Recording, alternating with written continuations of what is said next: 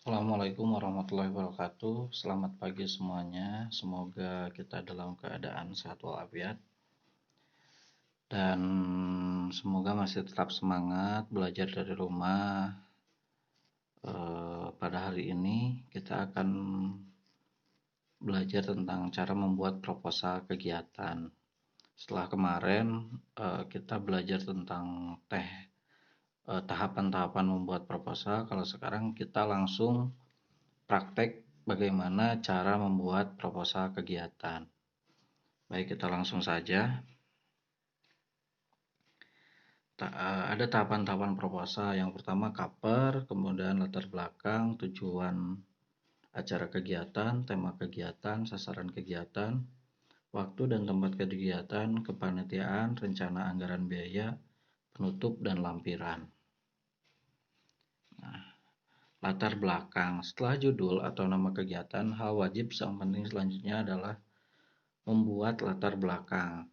Biasanya ini apa yang melatar belakangi kegiatan tersebut dilaksanakan, ya. Misalkan kita akan menyelenggarakan sebuah kegiatan pentas seni di sekolah. Jadi latar belakangnya adalah bahwa kegiatan ini adalah sudah menjadi sebuah program kerja yang dilaksanakan oleh OSIS di sekolah setiap tahunnya. Itu latar belakangnya. Nah, yang kedua adalah tujuan acara atau kegiatan. Nah, bila latar belakang acara sudah tercantum, maka selanjutnya adalah tujuan. Karena sebuah kegiatan itu harus punya tujuan, harus punya arah. Tujuan dari kegiatan itu apa? Manfaat dari kalau kita membuat proposal pentas seni, apa manfaat dari pentas seni? Untuk kalau di sekolah kan untuk mengukur kreativitas siswa atau sebagai ajang mengekspresikan diri. Nah, itu adalah bagian daripada tujuan-tujuan dari sebuah proposal kegiatan. Saya ngebut hari ini biar cepat. Kemudian tema kegiatan. Tema acara merupakan hal yang mendasari kenapa acara tersebut ada. Jadi, kenapa acara itu selain daripada latar belakang, sudah tercantum di latar belakang, tema kegiatan nanti adalah ruh dari kegiatan tersebut. Jadi kalau kalian nanti membuat kegiatan, kita harus punya temanya dulu. Tema itu yang nantinya akan menjadi sebuah packaging, sebuah cakupan yang nantinya akan selalu ada. Contoh temanya adalah melalui kegiatan pentas seni, mari kita tingkatkan kreativitas dan kemampuan di bidang seni. Itu contoh dari tema kegiatan. Selanjutnya adalah sasaran kegiatan. Pada bagian ini, sasaran Anda akan menggambarkan siapa saja sih targetnya. Misalkan seluruh siswa SMK Adidaya Nusantara dari kelas 10 sampai kelas 12, atau siswa SMK Adidaya Nusantara kelas 11 farmasi saja, atau jurusan farmasi saja, atau jurusan keperawatan saja. Atau boleh cakupannya kecamatan, kabupaten, bahkan provinsi ataupun nasional, itu bisa diadakan, ya. Jadi sasaran kegiatannya siapa, untuk siapa, dari siapa untuk siapa, dan oleh siapa. Berikutnya adalah tempat dan waktu kegiatan. Nah, ini tempatnya di mana? Nanti kalian harus dicantumkan di proposal. Acaranya, waktu kegiatannya kapan? Nah, jadi nanti ketika kita menyusun kegiatan harus ada ini waktu dan tempat kegiatan. Agar si pembaca tahu bahwa kegiatan ini sudah atau belum dilaksanakan, atau masih lama atau sudah serentak. Jadi proposalnya harus segera di follow up atau masih santai-santai saja. Makanya tempat dan waktu kegiatan sangat diperlukan. Berikutnya kepanitiaan. Kepanitiaan itu terbagi menjadi dua. Ada steering committee, ada organizing committee. Steering committee adalah panitia pengarah. Biasanya ini para pemangku kebijakan atau para pejabat. Kalau di sekolah, biasanya kepala sekolah, pembina OSIS, wakase kesiswaan itu bisa menjadi steering committee, panitia pengarah.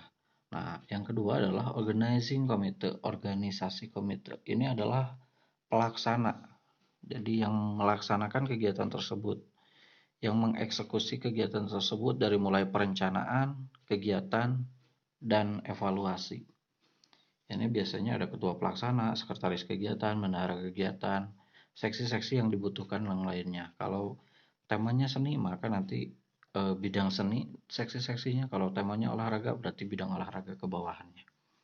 Itu nanti saya akan tampilkan slide tentang contoh daripada proposalnya itu sendiri. Nah, berikutnya adalah rencana anggaran. Ini rencana anggaran harus dirinci serinci mungkin dan harus seobjektif mungkin, karena kalau kita menjual proposal itu dijual ya sifatnya. Jadi kalau kita menjual proposal ini ke sponsor, maka dananya harus rasional, tidak boleh di up, di markup atau jadi besar dan sebagainya. Itu tidak boleh. Karena kalau pihak sponsor akan lebih selektif terhadap anggaran dana ini.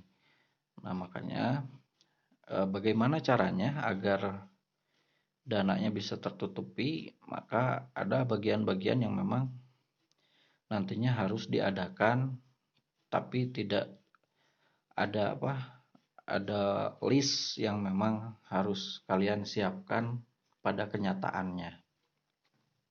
Itu. Dan terakhir adalah penutup. Jangan lupa penutup nanti kalian demikian proposal ini kami sampaikan. Semoga Bapak Ibu bisa bekerja sama atau bla bla bla bla, dan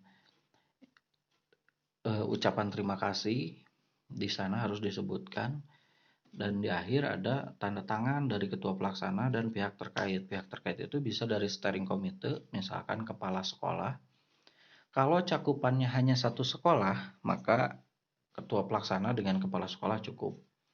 Tapi kalau misalkan cakupannya tingkat desa, kecamatan, semakin tinggi tingkatannya, maka semakin tinggi orang yang harus nanda tangan di proposal itu. Kenapa? Karena nanti sponsor akan melihat, oh ternyata proposal ini sudah diketahui dan ditandatangani misalkan oleh Bapak Bupati. Maka proposal itu bisa jadi mahal, yang nantinya menarik para sponsor-sponsor untuk ikut investasi untuk kegiatan kita. Ya, jadi kalau cakupannya kabupaten, maka kita minimalnya harus ada tanda tangan kepala dinas pendidikan kalau kita berada di lingkungan pendidikan. Nah, terakhir ada lagi, satu lagi adalah lampiran.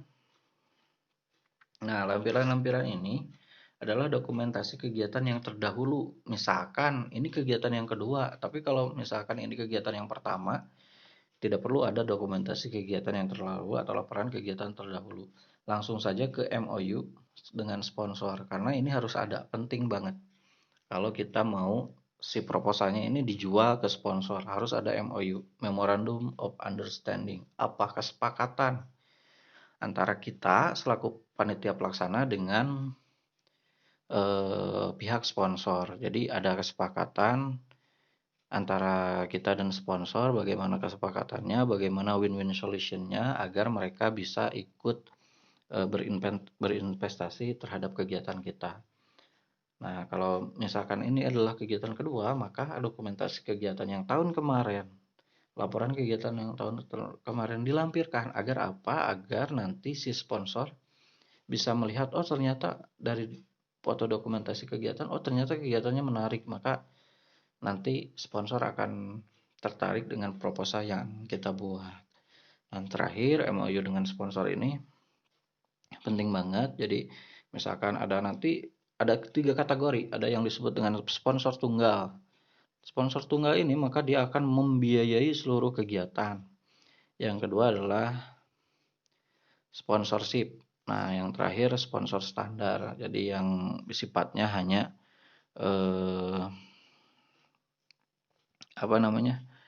jadi door to door ke warung-warung, itu namanya sponsor standar.